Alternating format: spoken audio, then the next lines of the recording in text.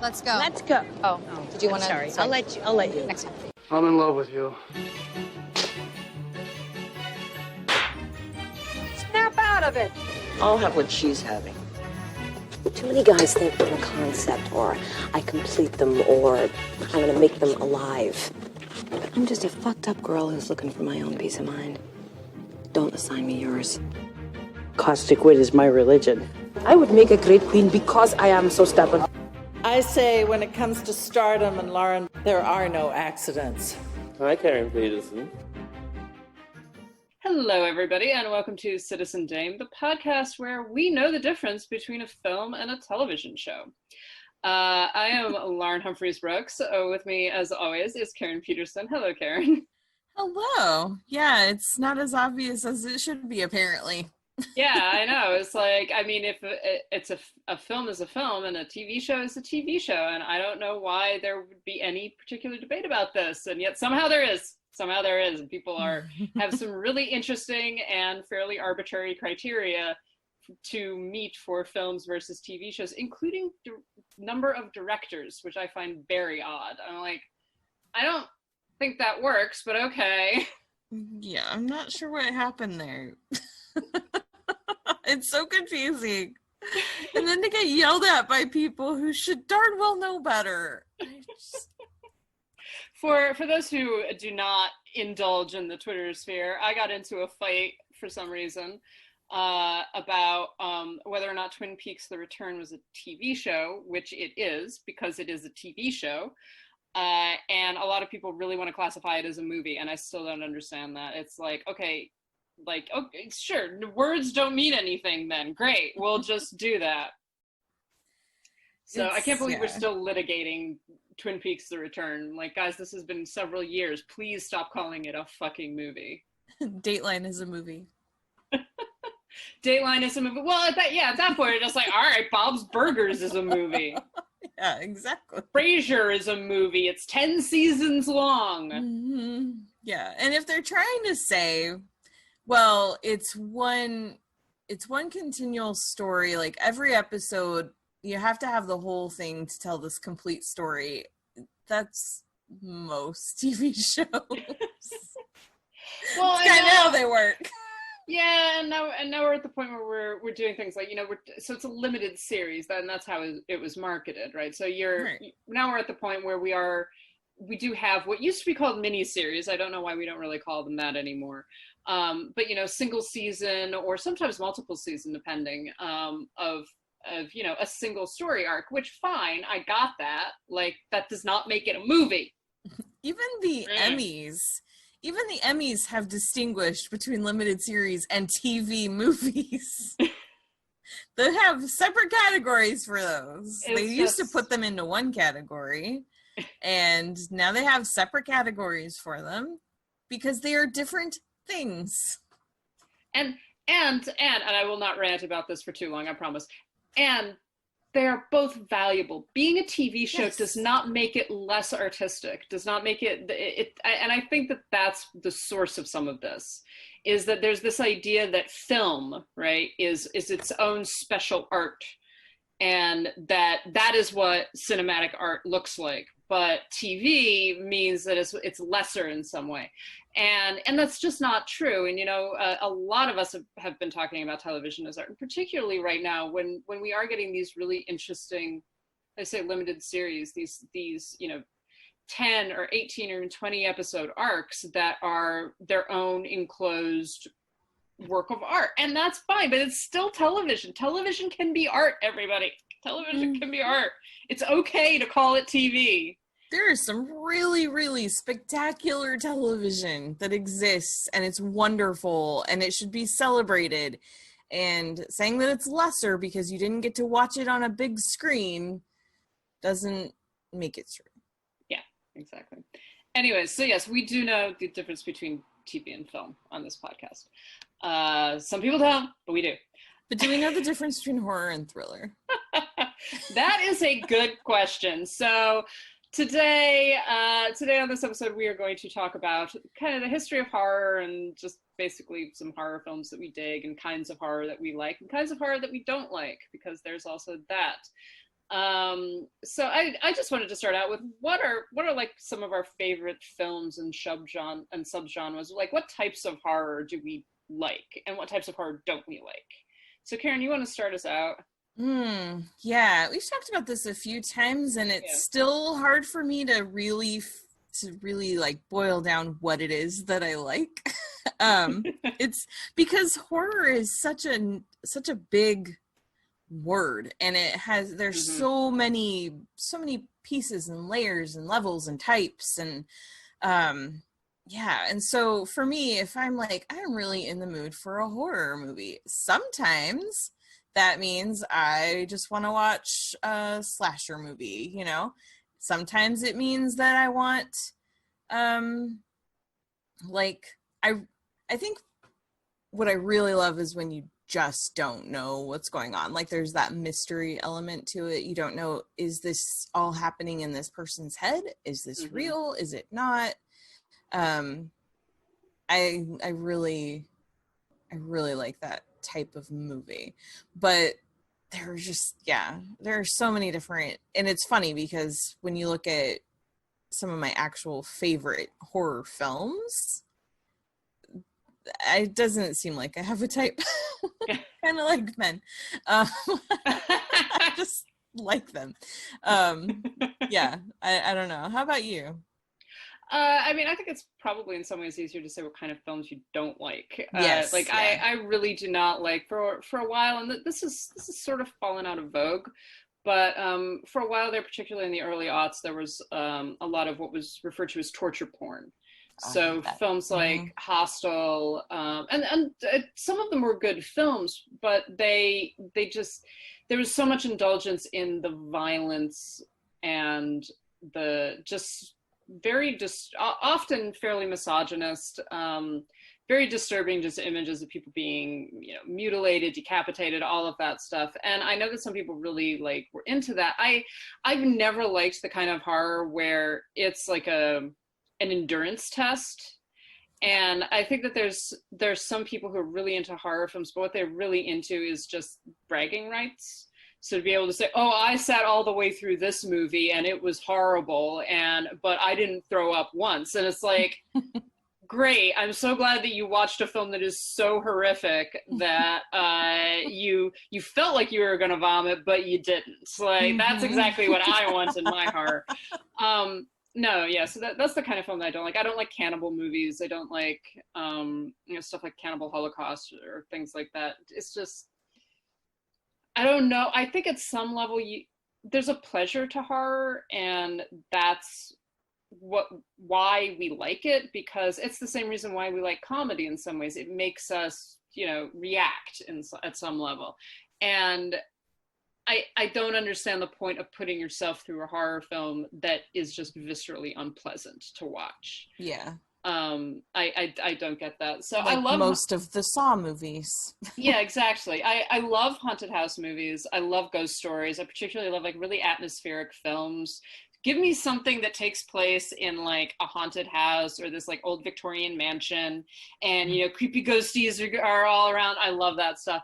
I do like some of the Asian extreme films, stuff like Ringu and Ju-on and things like that.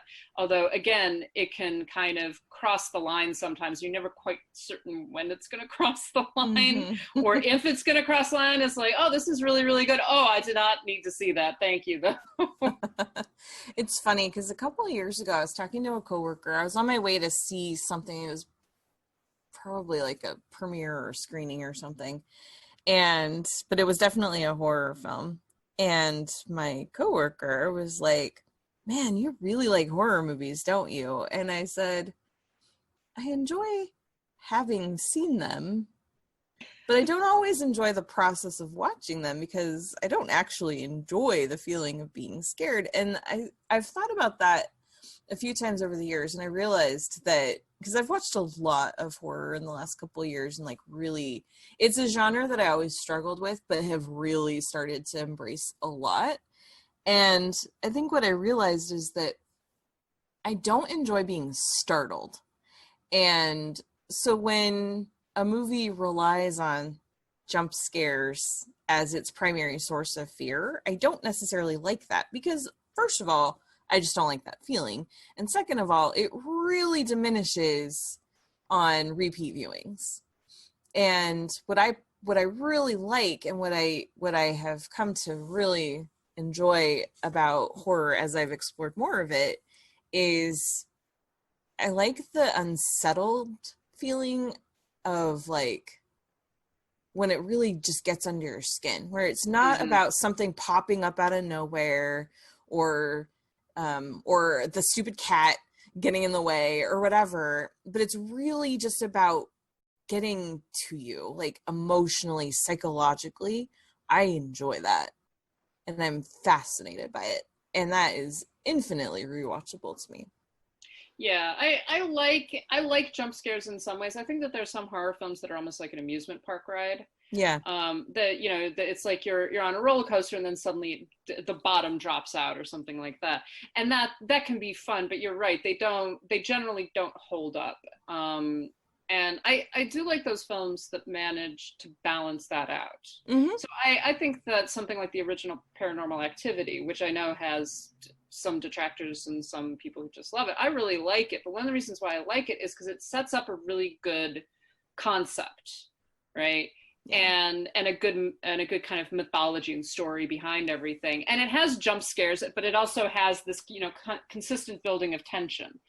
And I enjoy that balance. And I think that movies like It, the first one, definitely have that same balance. Like there are moments of just like, and other moments that is just this building of tension and this building of fear. And that kind of being able to balance that out it's an art. I mean, a good horror director knows how to show the audience just enough to frighten them and not so much that it just kind of numbs them. Yeah. Well, and when I say I don't like jump scares, that's not a total 100% like always statement, because sometimes I've seen them so well done that it's just like I really have to appreciate the brilliance of that moment. Like one of the very best jump scares I've ever seen in any form was in one of the episodes of The Haunting of Hill House on Netflix that Mike Flanagan did. And it's so well placed because you're not even it's in the middle of this really dramatic scene and this really important conversation between two characters. You're not even bracing for it. You don't even think that there's a possibility of anything happening, or if it does, it's like, oh, it's going to be something jumps out in the middle of the road in front of these people that are driving. But instead, something else much different and much more unexpected happens, and it's so brilliant that I was just like, wow, I have to applaud that. That was so great, and I appreciate those kinds of things.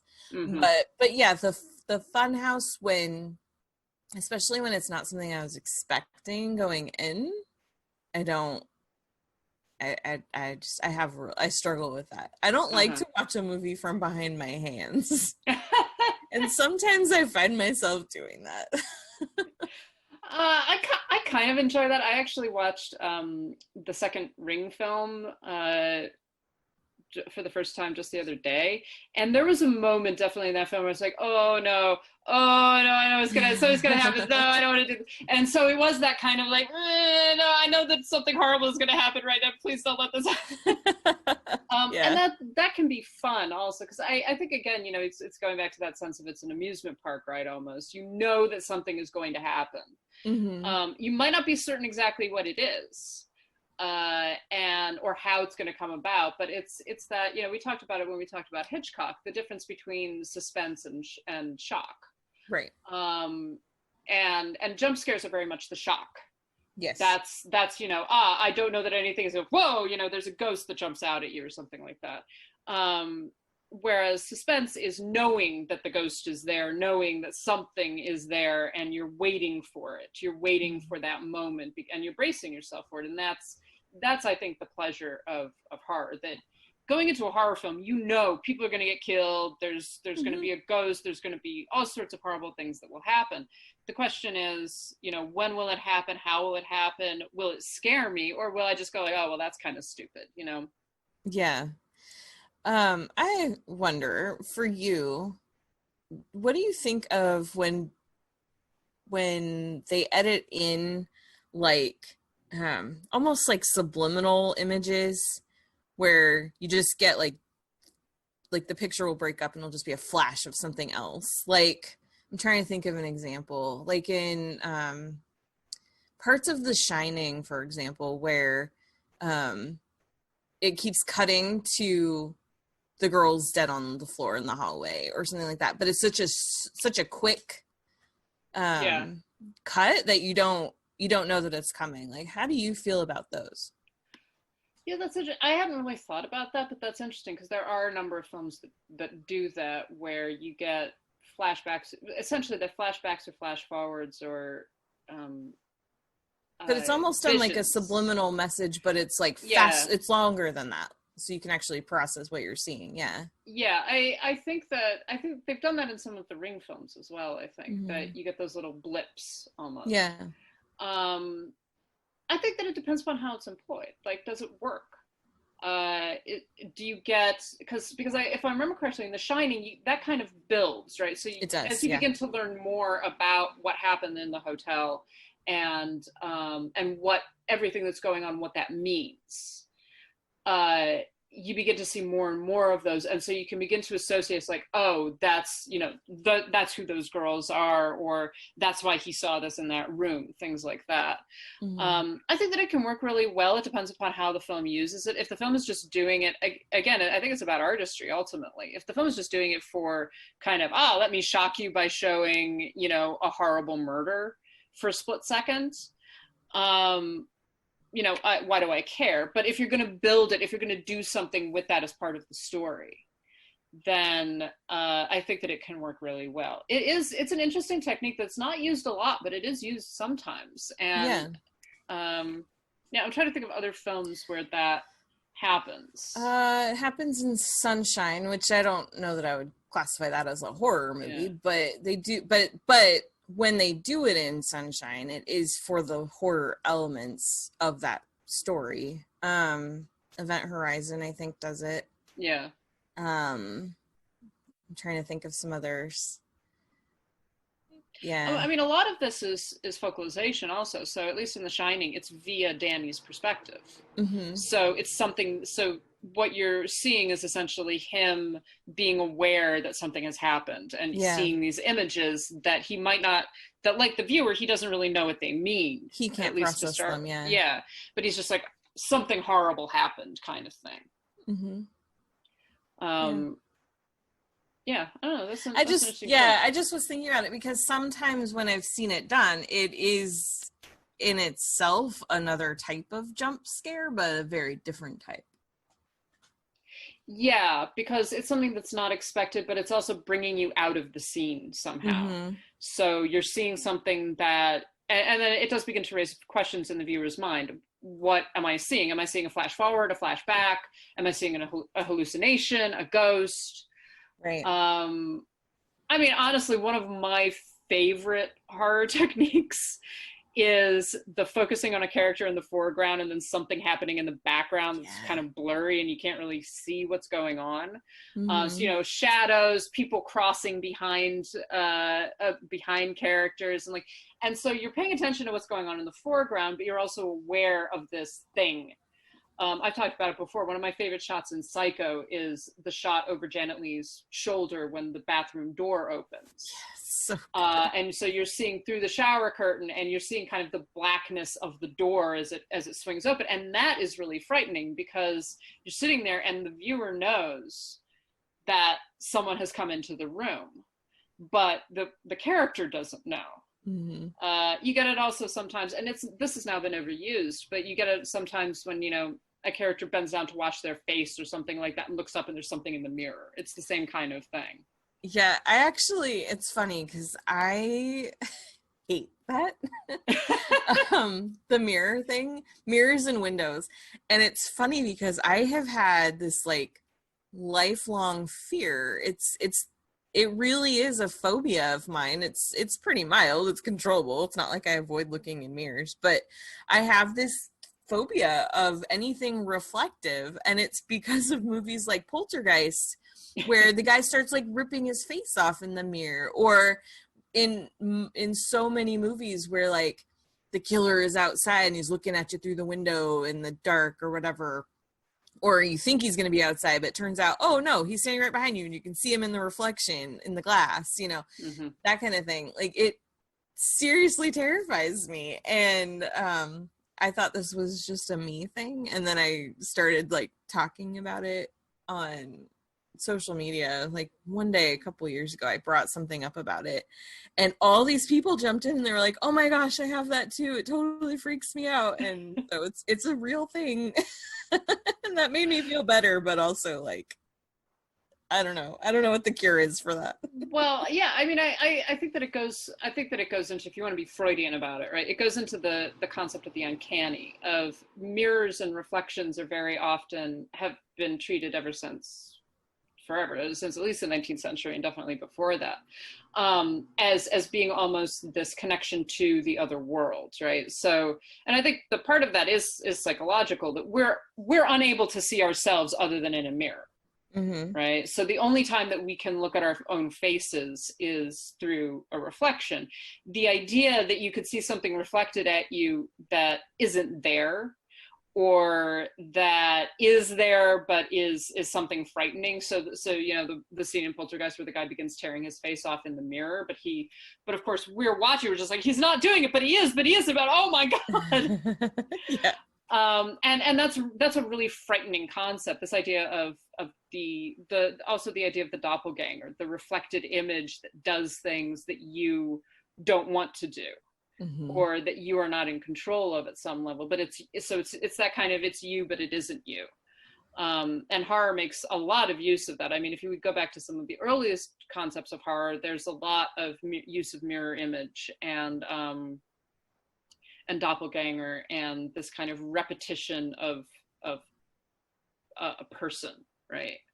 The ability to see ghosts in a mirror. I mean, that has a long history, going back to like all sorts of occult beliefs and everything, that you can actually capture people's reflections and capture their souls in mirrors. So it's really interesting. Yeah.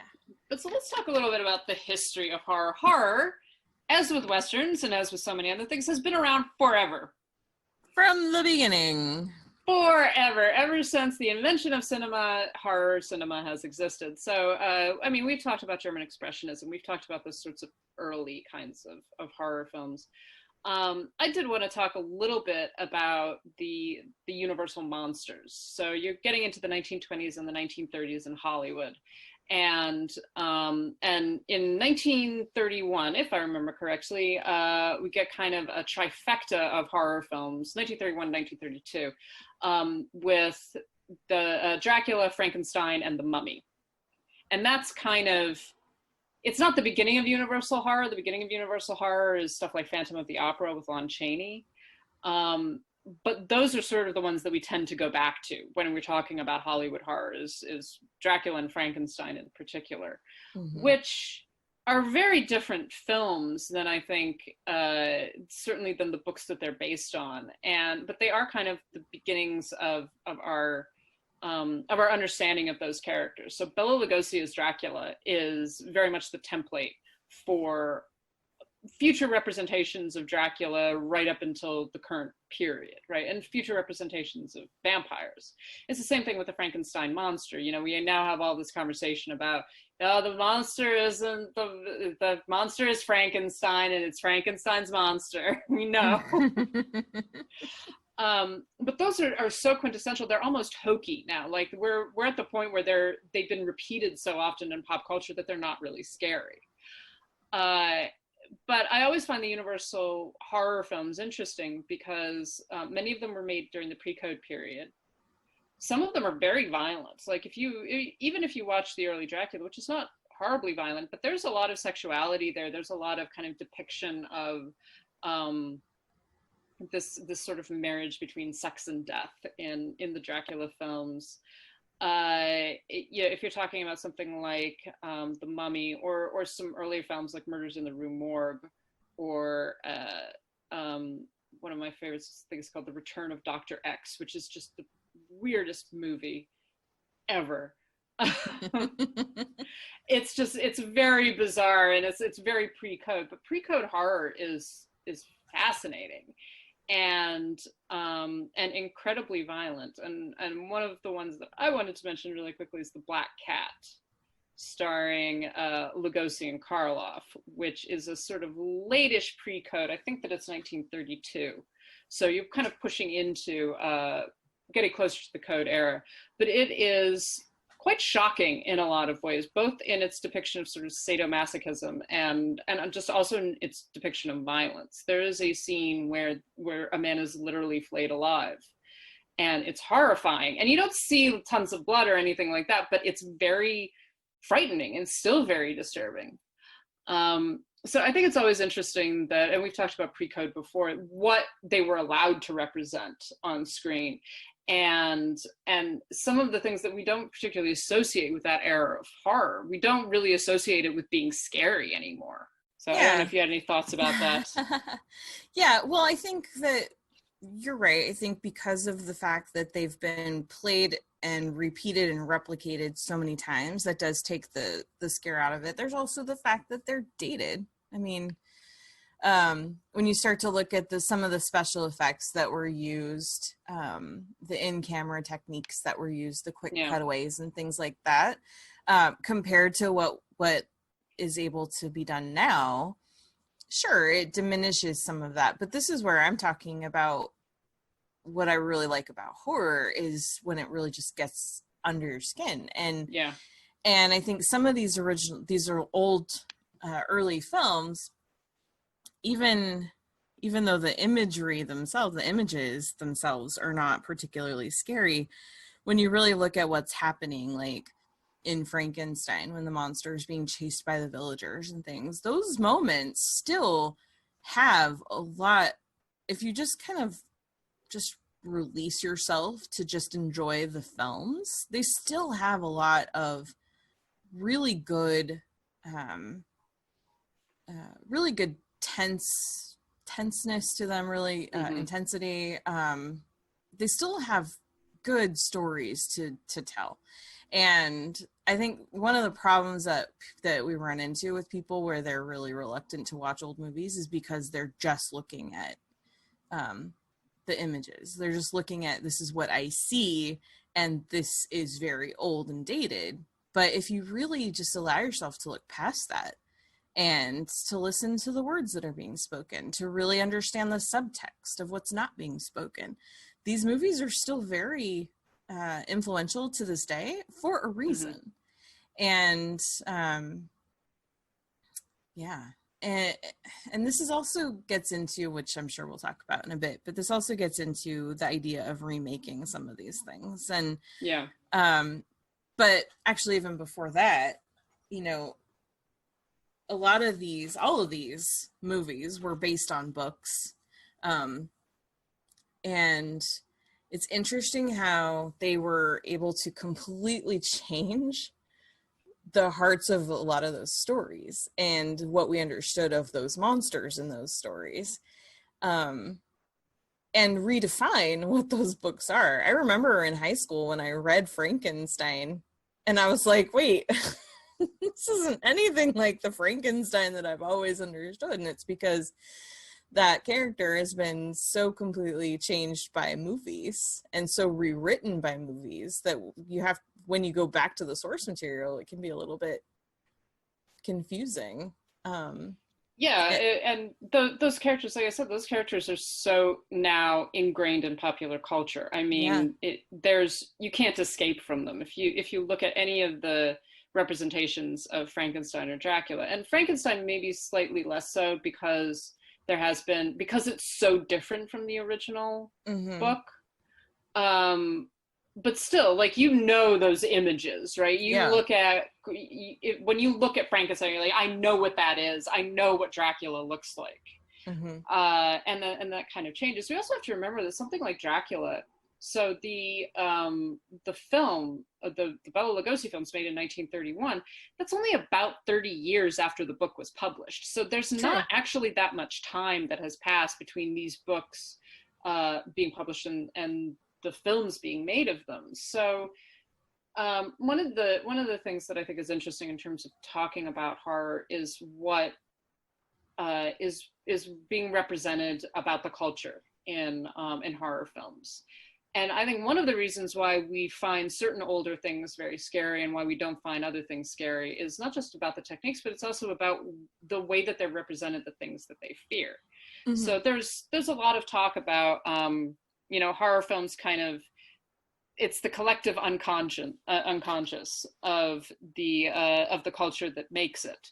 So I think it's one of the interesting things when people talked about it, that torture porn became so popular around about the time as we began seeing the images coming out of Abu Ghraib. Right. And that kind of coincided. And so what films depict about fear and about what we're frightened of in a particular time also says something about what the culture is currently frightened of. So one of the things with Dracula is that Dracula, in one of the things that frightens people is this whole idea of the foreign invader. So Dracula is this Eastern figure who's coming in from the East. He's ancient. He's seducing these women away from their very boring, but very acceptable, American or English, whatever, boyfriends. And he's bringing pestilence with him. That's one of the things that's represented in Nosferatu. That's one of the things that the book represents. That's one of the things that that the 1931 Dracula represents. Is he's bringing in this disease that is then spreading among people. So there is a racial component. There is a racial fear that is being represented about the broader culture in movies like Dracula. And Frankenstein is interesting because the Frankenstein monster is very sympathetic. He's an innocent. It's not his fault. Right. He's been created by another person who's lost his mind, basically. So it's interesting that a book from whatever that is, the late 18th century, can have so much resonance with a 1931 audience that they still adapted. So it's the same kind of thing, that this idea of the hubris of man, of the hubris of trying to play God, and of creating life out of death, all of that. It has really interesting implications, I think, for considering what was going on in the 1930s, and then even considering what's going on, in our period. So you get to serial killers and slashers in the 1980s and 90s. Yeah. Well, I think with Frankenstein in particular, I think that one of the reasons that there are so many different types of adaptations of Mary Shelley's book, and the reason that her story is so universal, is because of the fact that she captured something that is universally true, which is that from generation to generation, people don't change, and men especially. And having her protagonist, who is really the villain of that story, be this person who just let his own genius, get away from him and cause so much corruption and destruction. That's a universal story, because she understood something about men that it would take a lot of other people a long time to figure out. Yeah, it is a story about male hubris. It's and some of it is definitely about this male anxiety about not being able to create life. Yeah. And of course, what it results in is utter destruction. Attempting to create life out of death, out of nothing, is dangerous. It's almost like it's a book that could only have been written by the daughter of a very outspoken feminist. Who spent a lot of time with really hubristic men. Yep. I mean, you got to remember, Mary Shelley wrote that book when she was hanging out in a chateau with Byron. Yep. So it's just to be like, you know what?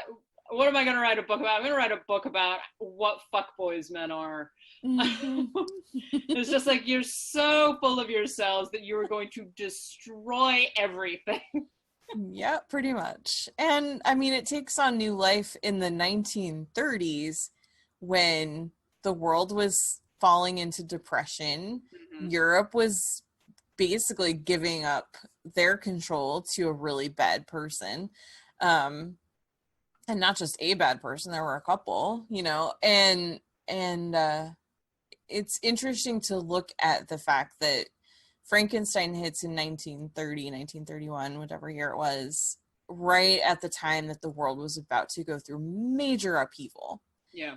And it didn't capture the zeitgeist because a lot of the stuff hadn't happened yet, but it was, in a way, it's almost kind of prescient in what that decade would lead into. Yeah, I think that there's a lot in this concept of it being the collective unconscious, unconscious, because there is that sense of like there's stuff that's percolating underneath the surface. There's political things, there's issues of race and gender and all kinds of things, and it's seeing expression in nightmares essentially. And that's what horror films ultimately are. They're the nightmares of the society. So what does the society fear? And so in studying, I think, horror and in looking at horror films from different generations up to our current period, it's really interesting to consider that and to consider, what are people frightened of? What kinds of horror films are we making? And what does that say? And also, it's a good point, who's making them? Mm-hmm. So one of the major theories about horror is that it's the concept of the return of the repressed. So whoever has been repressed within a society, so talking about women, you're talking about homosexuals, you're talking about race, you're talking about ethnicity, class, etc. The monster that they then are made into the monster by mainstream society. But the way that we understand the monster and the way that the monster kind of expresses itself is very different. And sometimes it can be very reactionary. And that's one of the things that has been sort of discussed about particularly slasher films or serial killer movies. Mm-hmm. That the monster is in some ways a reaction against feminism, that the monster is a very male reaction against the sense that men are being castrated.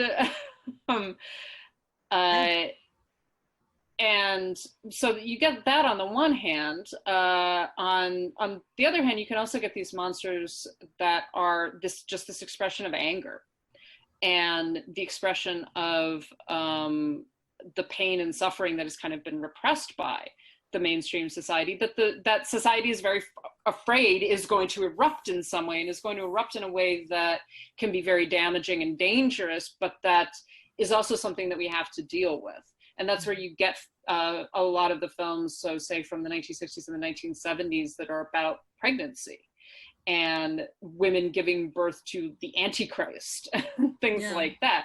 This sort of eruption of fury and anger and horror and monstrosity, because this has all been repressed. Well, you also, starting in the 40s and going through to today, that's where you start to also see a lot of sequels. And we destroy the monster in this movie, but oh, look, he comes back. And it's sort of, you can trace that back to the idea, like, that really started to take hold in the 40s, when even after, the Nazis were gone, they'd been defeated, there's still that threat of them coming back, and you're always afraid of that. And then the rise of the Cold War, and then going into the 60s, a lot of in the 50s and 60s, a lot of the villains, the monsters in these horror movies were really they were depictions of racial archetypes. And then for those monsters to keep coming back, it's like you can't ever really defeat this supposed threat. And so and that continues today in much different ways, but that's, I think, where a lot of that started was, I mean, sequels exist for money, obviously, but I think that's when you have the same monster coming back and again, even if it's not an like a shoot, what's the word? Even if it's not like an overt, like, I'm gonna make a movie about how we can't seem to defeat this group, or whatever. Yeah. Then I think that is part of that unconscious that you're talking about. That it's a threat that's always there. It never goes away. Yeah, and it's interesting the forms that those threats take, and also how the film kind of makes you feel about them, because there are films where there's a subversive aspect to it, that it's not just, it's about criticism. So the reason why the repressed comes back is because it's been repressed. And it comes out in these monstrous ways. So and I'm thinking about films like The Old Dark House, which is a very early James Whale film, but is very queer. It's one of the earliest forms of queer horror. If you're talking about slightly later than that, the Hellraiser films. So these images of sexuality that is not acceptable to mainstream society, and by that I mean patriarchal, heteronormative, white society, right? Right. And so the only way for those things to be expressed, the only way for those things to find expression, is through this almost bending of it, this attack on society. And it's not an accident that that's who the monsters are attacking. The monsters are not attacking each other. The monsters are attacking the nuclear family. They're attacking the representations of contemporary society. Yeah. And they're also, kind of saying, you have these desires, you have these repressions, you've tried to push this down, and because you've tried to push it down, you've misshapen everything and turned it into a monstrosity where maybe there is no monstrosity. And so something like the Frankenstein monster is a sympathetic figure. He's not a bad guy. He's the monster, but he's not the villain. Mm-hmm.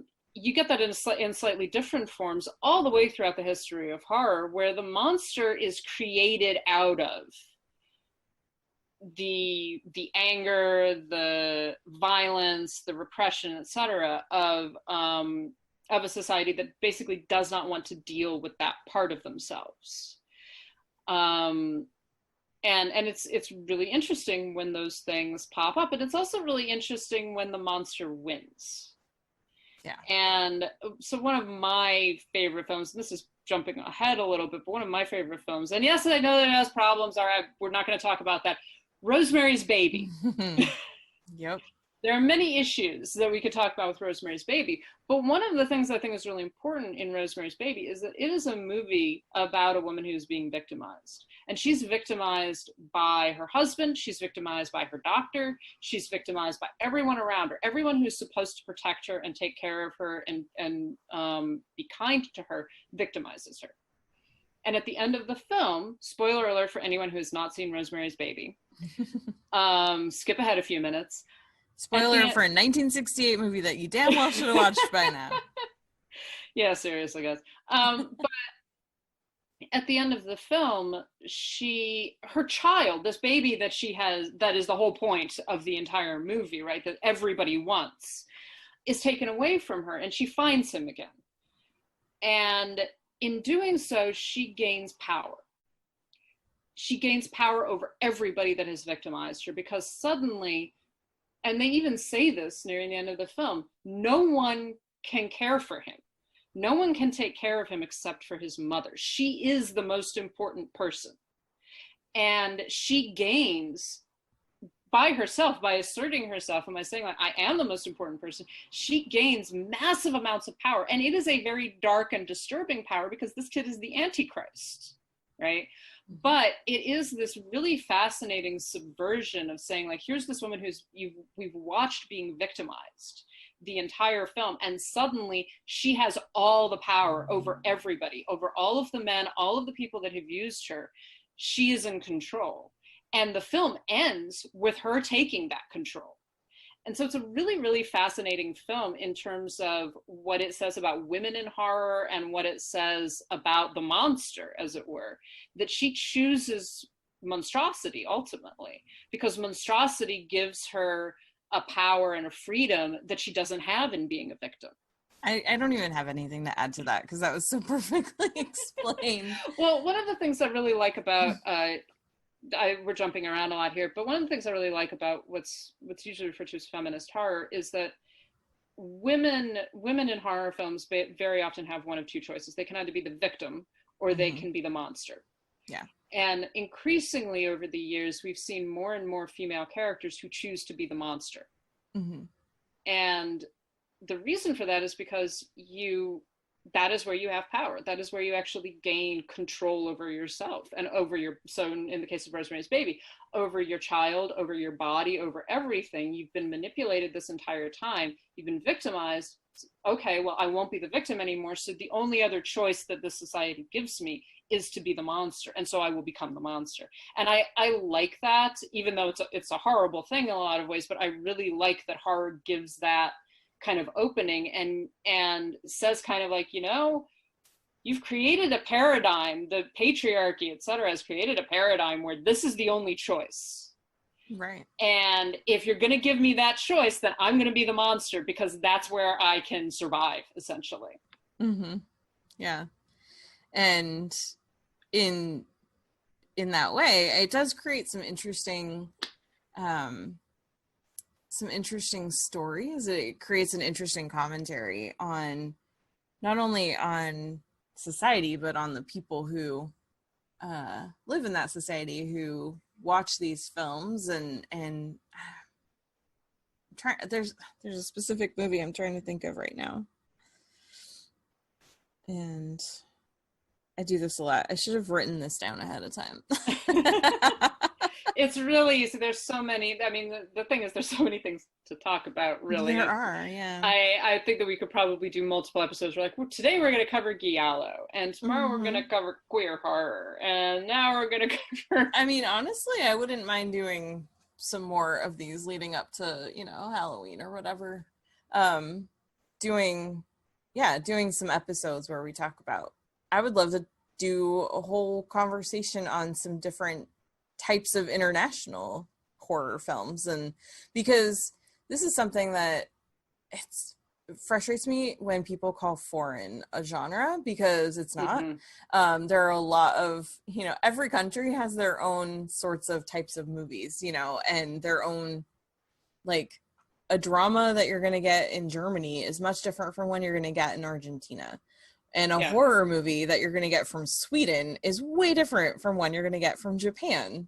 And I think that it's really interesting to explore some of that. Yeah, well, and in talking about this and continuing on with this concept of the return of the repressed, so a lot of what I was just talking about, what we were just talking about, is American, right? Or at least it's Western. If you begin to get into, world horror, so, and what are we talking about when we're talking about world horror? All of the other countries. Everyone else that's not us. Yeah. So you do begin to get some really interesting things. What I find interesting, again, and we've talked about this in terms of other genres, is the way that these things can overlap. So I mentioned Asian Extreme earlier. Films made in Japan or Korea that have become incredibly applicable to American settings. They become very popular. Yeah. Even though these are very different cultures, and their approach to what horror is and what horror looks like is partially based in their religious systems, it's based in belief systems, it's based in the way that their society is structured. Their own history. Yeah. And so, but those films have had a great deal of staying power in other countries as well. So, so films that I don't particularly find scary, but that are very important in terms of the history of horror, things like Godzilla, and all of the different big monster movies, basically, kaiju monster films that are very specific to Japan. but have a great deal of fascination for American and Western audiences. And then we also make them ourselves, basically. So we get films like The Ring, which is originally a Japanese film, which then gets displaced to America. And if you watch those two films side by side, they're very different films. They're telling the same basic story, but the approach to ghosts and the approach to the to curses and things like that are very, very different concepts. And it's really fascinating where the Japanese films go with ghosts and curses and this whole idea of anger being having a great deal of staying power, and also being something that you can't ultimately defeat. Right. Yeah. Well, like I think of when I was a kid, if my parents wanted to make sure that we were home before dark or whatever, whatever it was. Oh, you better get home or the boogeyman's gonna get you. It's always the boogeyman.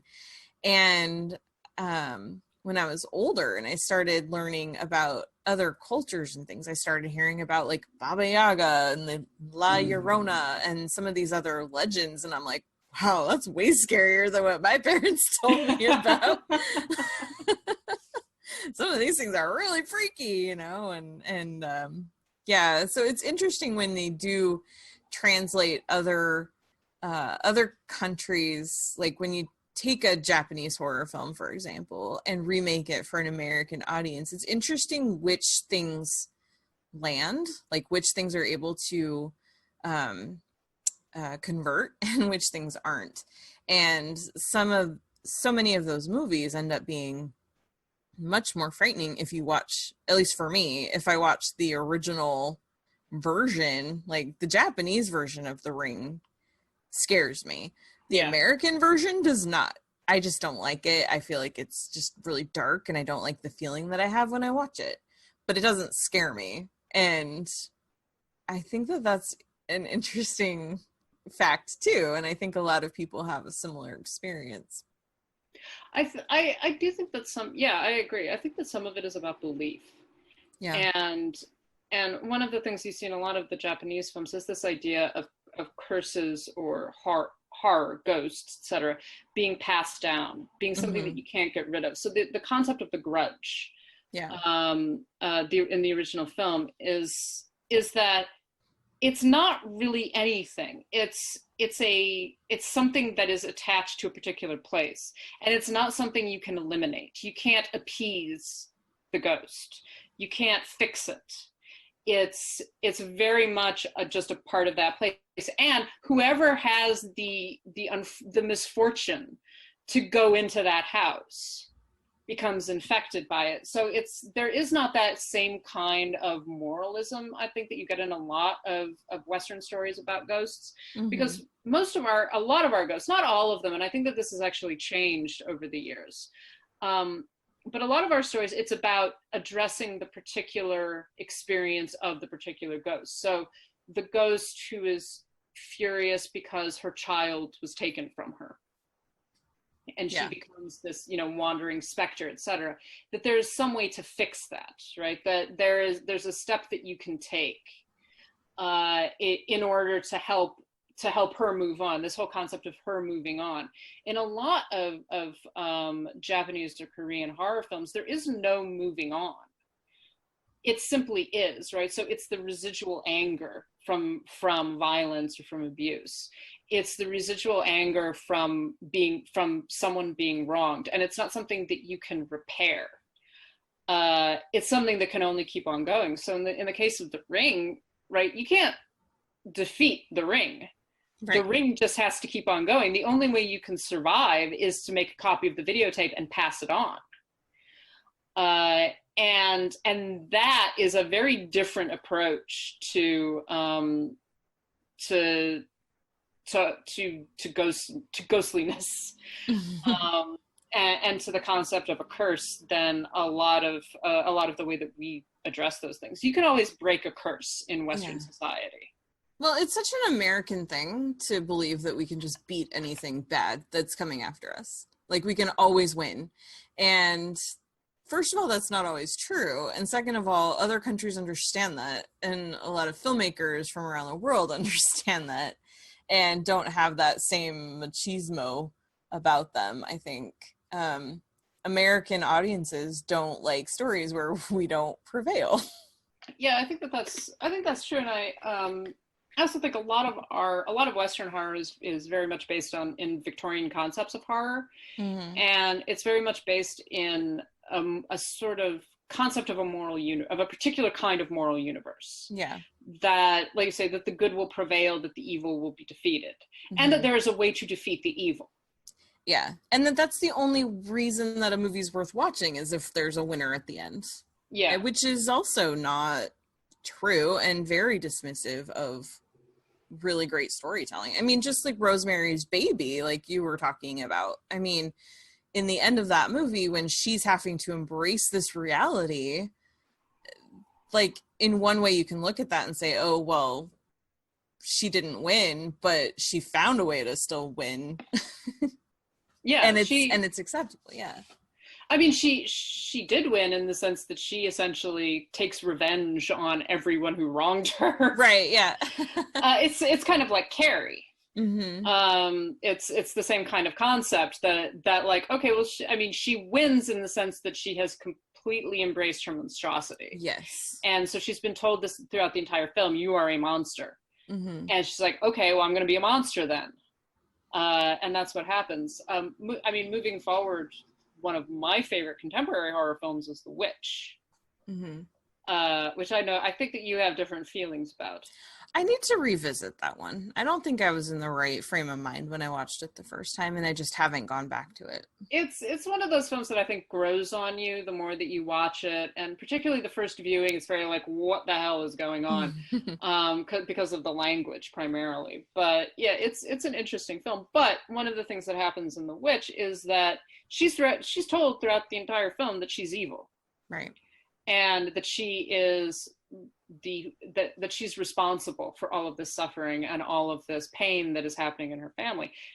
And at the end, that's what Satan, Black Phillip, etc., uses to say, like, you have a choice.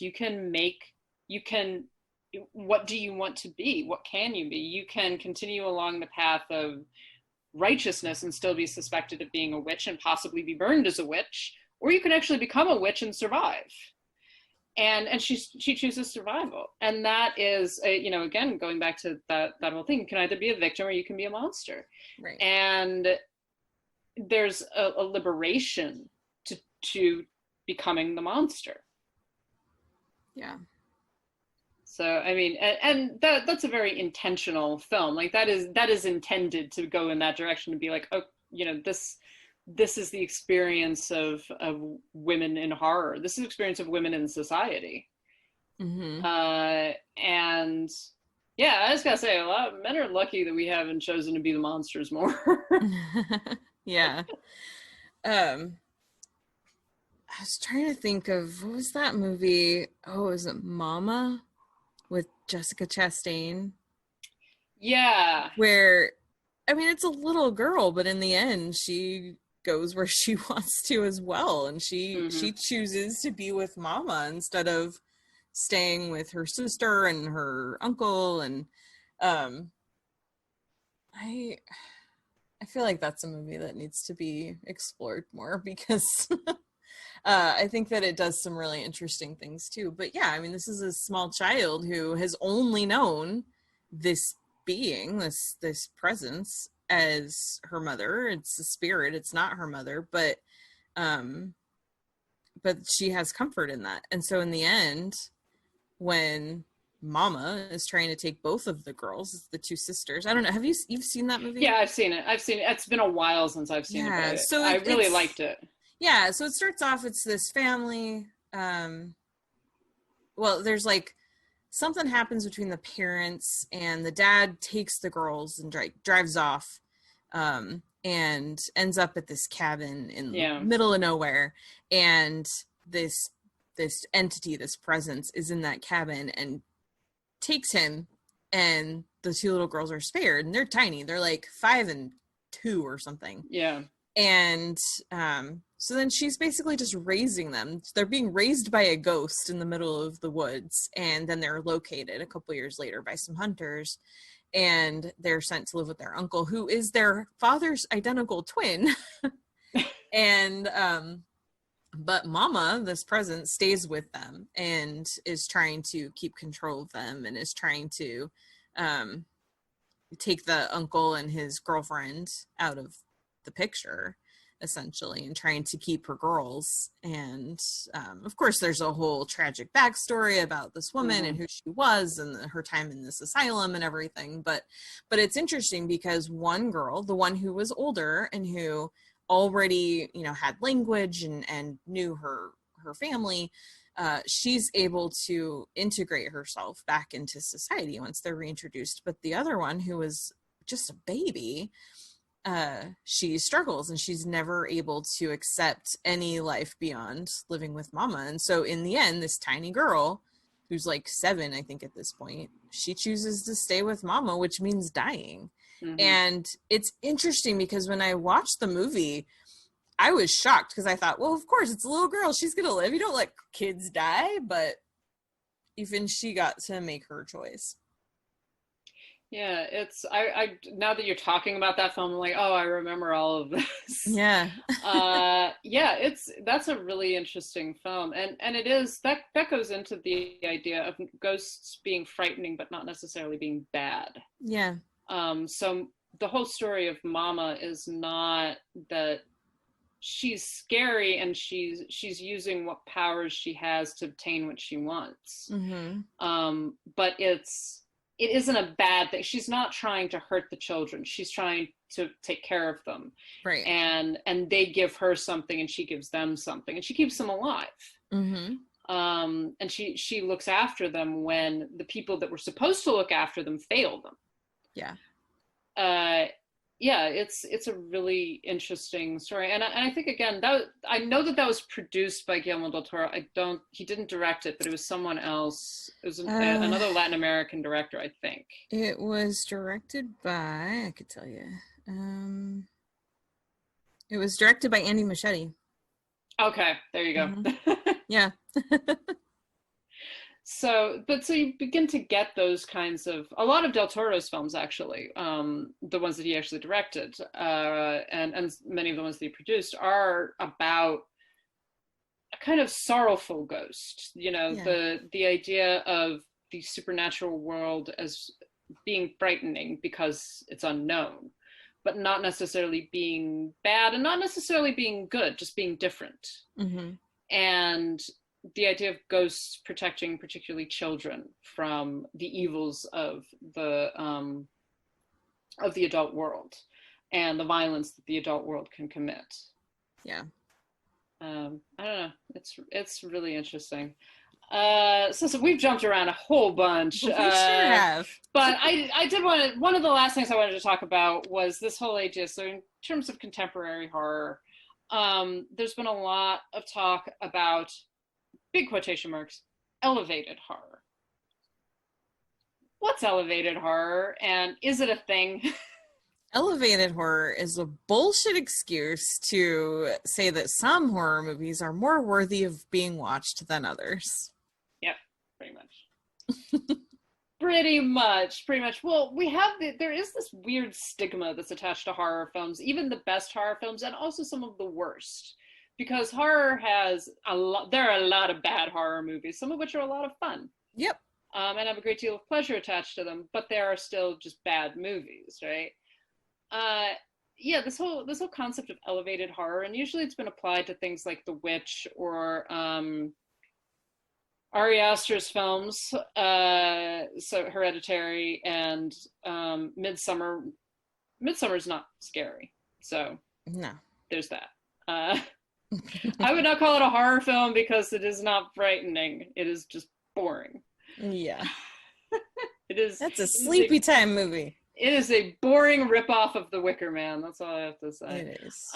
But yeah, this whole idea that somehow you need to value horror different, that like certain types of horror films should be treated differently than other types of horror films. Yeah. Well, and look at who that tends to celebrate. Yeah.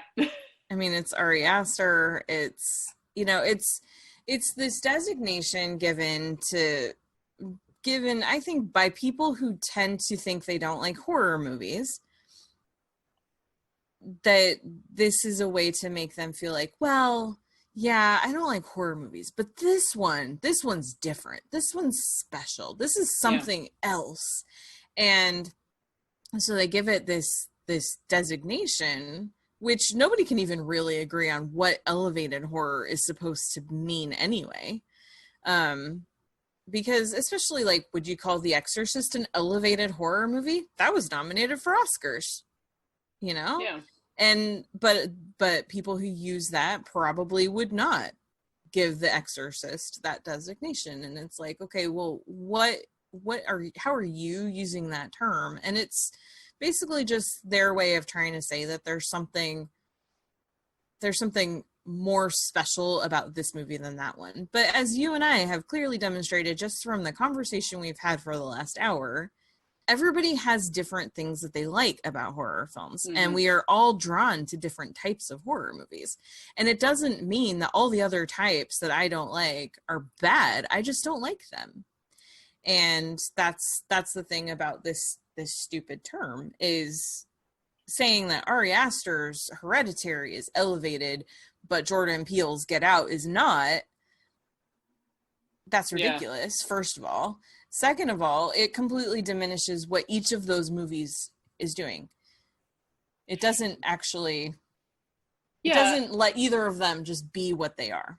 Yeah, and that's a good point, that different films, this is true of all genres, but in terms of horror, different films are supposed to do different things. There are horror films that aren't supposed to really be scary, that are really just supposed to be kind of funny and entertaining and weird and creepy. You know, I think about, I really like Giallo films in a lot of ways. But Mario Bava's films, many of them are strange and creepy, but they're not necessarily like, they don't give me nightmares, you know? They're not necessarily something that scares me, but they're really just fun to watch. Yeah. And that's what they're intended to be. And in fact, a lot of his films have a playfulness to them of just like, this is kind of silly. Like, we're all sitting around waiting for these people to die. Like, that's what's going on here. And isn't that kind of stupid? I think it's kind of stupid, but it's also fun, you know? Yeah. And so that's a very, very different kind of horror from Hereditary, from The Exorcist, from Rosemary's Baby, or from, you know, 1931 Dracula, or Nosferatu, or Phantom of the Opera. All of those films are trying to do different things.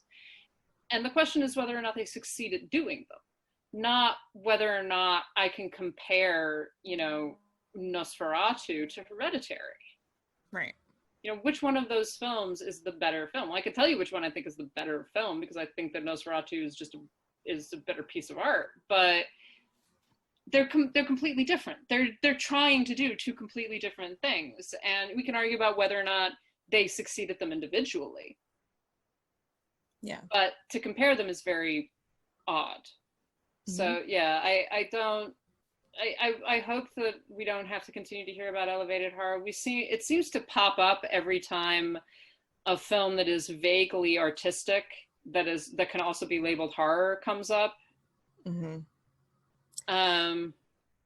Or a movie that is not necessarily getting a lot of I feel like this term popped up with people who were trying to get Oscar nominations for certain movies, not ones that did, because I don't really see this attached to Get Out or Us, but which I think is very interesting. But you see it attached to movies like Hereditary, where people really were so sold on Toni Collette getting an Oscar nomination, or Quiet Place, where people thought Emily Blunt should get an Oscar nomination.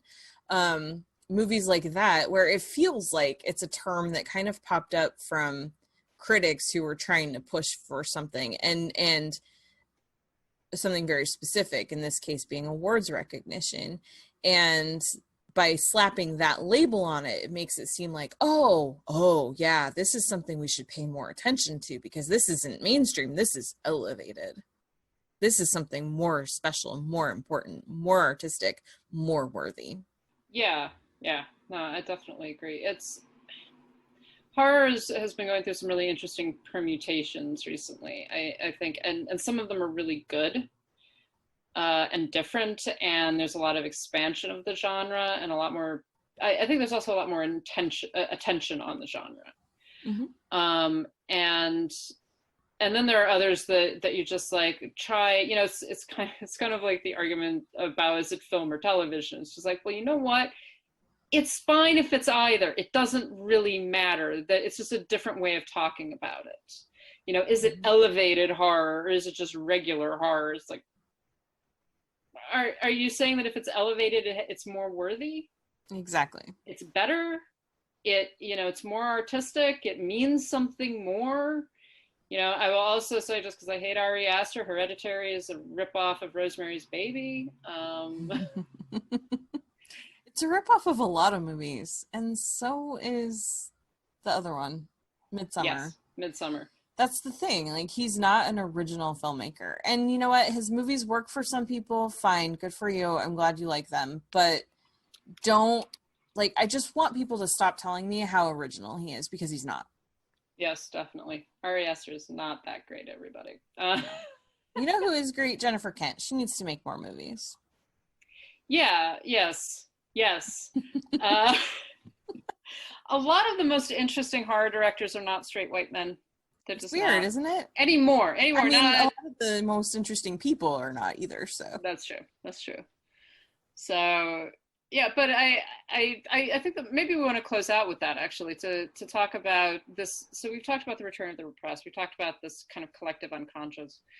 When you get people behind the camera who are making movies, who are making horror films particularly. So when you get women, or you get people of color, you get LGBTQ directors and writers, is there a different kind of horror that you come out with? Because a number of the films that we've talked about have been actually films that have been made by straight white men. Mm-hmm. But when you're talking about something like Jennifer Kent's The Babadook, or Alice Lowe's Revenge, or Jordan Peele's Get Out and Us, you've got a very different perspective on what is horrifying and what is frightening. Or, moving forward to that, Jordan Peele executive produced it, and Misha Green is the showrunner on Lovecraft Country, mm-hmm. which again prefigures white people as the monster, right? So it's no longer the repressed, really. It's what does non-white society or non-straight white male society see as horrifying, mm-hmm. and what does that mean? Yeah, I can't wait for Nia DaCosta's Candyman to come out. Yeah, at some point, whenever we're getting it. Someday. Yeah, because and I think that was one of the things that was so important in Shudder has a documentary, Horror Noir, which is about the history of Black actors and Black filmmakers in the horror genre. And they do talk a lot about what Jordan Peele was able to accomplish with Get mm-hmm. Out. I think this might have been made even before Us, I'm trying to think. But what he was able to accomplish with Get Out, and how there are things in there that white people totally missed. I certainly did. I was just like, oh, I didn't realize that that's what was happening when he was pulling the padding out of the chair, mm-hmm. things like that. But it really does go through and explain certain tropes that were happening throughout the history of making film, and how there are such huge differences when Black people are telling Black stories, which we know this. Yeah. But when you can actually see examples of, like, look, this is how a Black filmmaker tells this story versus how a white filmmaker does, or how Jennifer Kent telling the story of The Babadook and creating this sort of ghost creature hybrid type of movie, but really it's not about the creature. It's an allegory for grief. But a man would make that, most likely, a male director would make that about the creature, about this threat, not about the fact that the real threat's coming from within. And so you just get completely different types of stories. And it's not to say that all white male filmmakers are wrong or they're making bad movies, because obviously they're not. We've talked about lots. There are a lot of them that I love. I love Wes Craven's movies, you know. But when you look at it just makes such a richer experience when you get other filmmakers and different stories being told from different perspectives. And when you seek those out and look for films by women, look for films from other countries. I mean, I have recently discovered some really great films from Latin America that I hadn't looked for before. And so like Tigers Are Not Afraid is great. La Llorona, not Curse of La Llorona. Very different movie. La Llorona is a really great film. And so some of these, and it just really broadens your experience. And this is the case with any genre, with all films.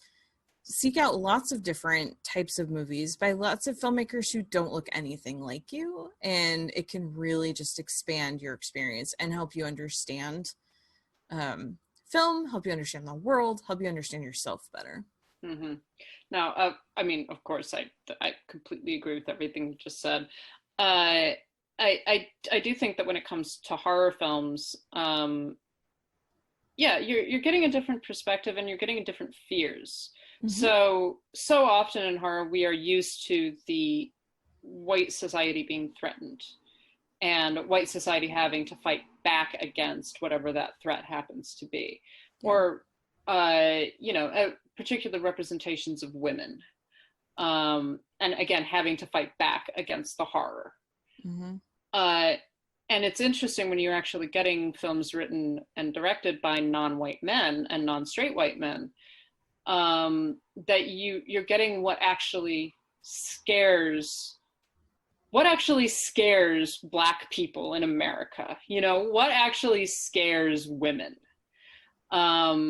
not what we think should scare them or what men tell us should scare them, but what actually scares us. So I really liked the remake of Black Christmas, which is a fantastic film, and it is very explicitly about women fighting back against patriarchy. It is very explicitly about not all men and all of that shit.